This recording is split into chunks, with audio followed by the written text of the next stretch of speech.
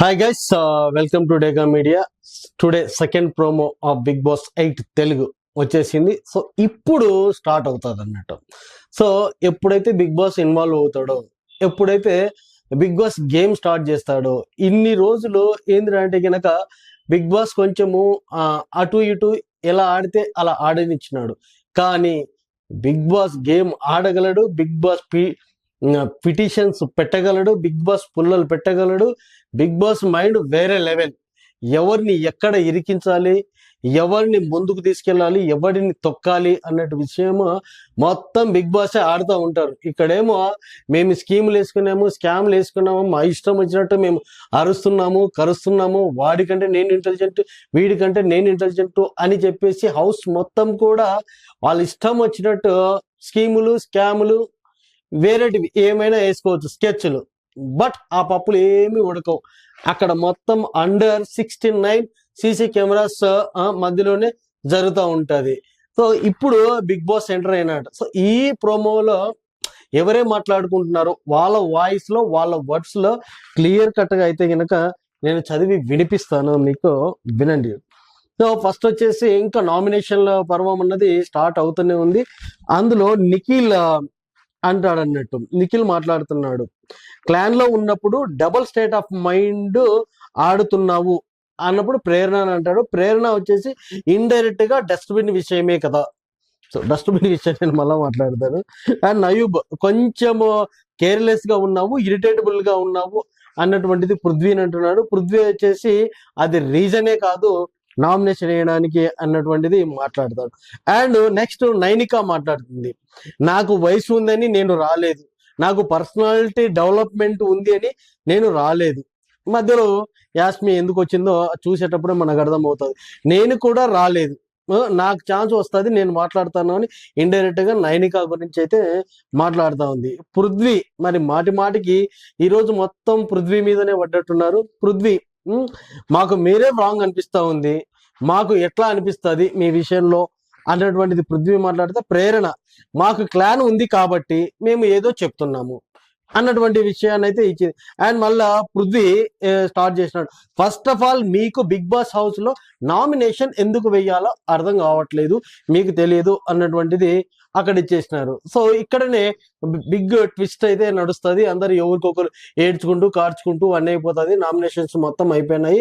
Then what next అని అందరూ garden లోనో ఎవరి ప్లేస్లలో వాళ్ళు కూర్చొని జోరు ముచ్చట్లు పెట్టుకుంటారు. మధ్యలోనే బిగ్ బాస్ అనౌన్స్మెంట్ అయితే వచ్చేస్తుంది. సో ఇక్కడ కూడా బిగ్ బాస్ యాస్మి గురించి మాట్లాడదు. యాస్మి, నీకు ఒక స్పెషల్ పవర్ వస్తుంది, నామినేట్ అయిన వారి నుండి ఒకరిని సేవ్ చేసి నామినేట్ కాని వారి నుండి నేరుగా నామినేషన్ చేయొచ్చు. ఇదే పుల్లలు పెట్టడం అంటే బిగ్ బాస్.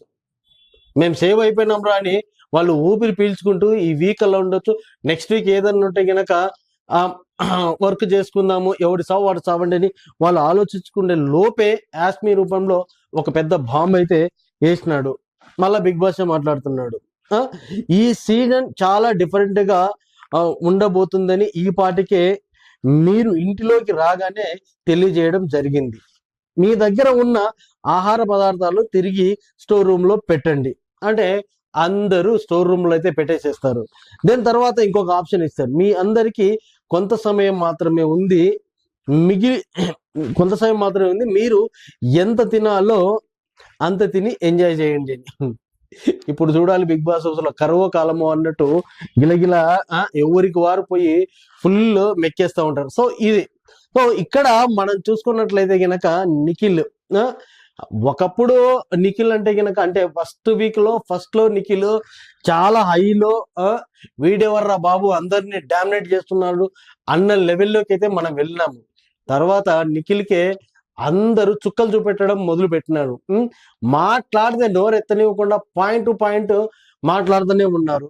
సో అందులోనే నయూబ్ చాలా క్లియర్ గా మాట్లాడినట్టున్నాడు. యాక్చువల్లీ ఇక్కడ నయూబ్ మాటలు నిఖిల్ గురించి అన్నటువంటిది నాకు అర్థమైపోయింది. కొంచెము కేర్లెస్ గా ఇరిటేటబుల్ గా ఉన్నావు అన్నటువంటిది నిఖిల్ తోనే మాట్లాడుతున్నాడు అన్నటువంటిది ఉంది. సో పిట్ట కొంచెం కూతగనం అన్నట్టుగా మన నైనిక అయితే గనక డే 1 నుంచి కూడా సమయం వచ్చినప్పుడు ఛాన్స్ దొరికితే చాలు నేను విడుచుకోపడతా ఎదుటి వారి మీద అన్నట్టు చాలా విడుచుకోపడుతూనే ఉంది. మళ్ళా మధ్యలోనే మనం ఆమె వీడియోలు చూసుకున్నట్లయితే కనుక చాలా డేరింగ్ డాషింగ్ చాలానే ఉన్నాయి కథలు. ఆమె మటుకు ఆమె చాలా బాగానే ఆడుతుందని మనం అనుకోవచ్చు అన్నట్టు. పృథ్వీ మీకు మీరే రాంగ్ అనిపిస్తుంది, మాకు ఎట్లా ఏదైనా కూడా పృథ్వీ చాలా కన్ఫ్యూజన్ లో ఉన్నాడని మనమైతే కనపడకనే కనపడతా ఉంది అని ఇండైరెక్ట్ గా డైరెక్ట్ గా మాకు అనిపిస్తా ఉంది అన్నటువంటిది క్లియర్ కట్ గా ఉంది. సో గైస్, సో ఇది ఈరోజు ప్రోమోలో అయితే గనక మంచి ఫైటింగ్ అయితే బాగానే చూపించినాడు, తర్వాత ఏడుపులు కూడా చూపించినాడు, తర్వాత బిగ్ ట్విస్ట్ అయితే ఇచ్చినాడు యాస్మి రూపంలో. మరి ఎవరిని సెలెక్ట్ చేసుకుంటుంది నామినేషన్ కాని వాళ్ళల్లో నాకు తెలిసి ఆమె ఇంకా కరెక్ట్ గా చూస్ చేసుకుంటే సేవ్ అయినటువంటి వాళ్ళలో నుంచి నాకు తెలిసి ప్రతి ఒక్కరు కూడా అందరు నామినేషన్ లోనే ఉన్నారు. మేబీ తక్కువ ఓట్లు ఎవరికైతే వస్తాయో 6 members నే నామినేషన్ లో అయితే పెడతారు. ఒకవేళ యాష్మికే పవర్ వచ్చి ప్రేరణ నామినేషన్ లో ఉంటే గనక ప్రేరణను కంపల్సరీ సేవ్ చేసి ఆ ప్లేస్ లోకి ఇంకెవరు ఉన్నారు, అబ్బాయిలలోనే తీసుకుంటే కనుక ఆదిత్య ఓంను కంపల్సరీ చూజ్ చేసుకుంటుంది. ఎందుకు చూజ్ చేసుకుంటుంది అంటే కనుక స్ట్రాంగ్ కంటెస్టెంట్ కాబట్టి ఉన్న వాళ్ళలో తనను ఎలిమినేట్ చేసేస్తే కనుక అడ్డు ఉండదు అన్నటువంటి ఒక విషయంలో. మిగతా వాళ్ళందరూ కూడా తనకి పర్సనల్ కాబట్టి. ఓకే గాయ్స్, ఈరోజు నైట్కు మొత్తం ఎపిసోడ్ చూద్దాం.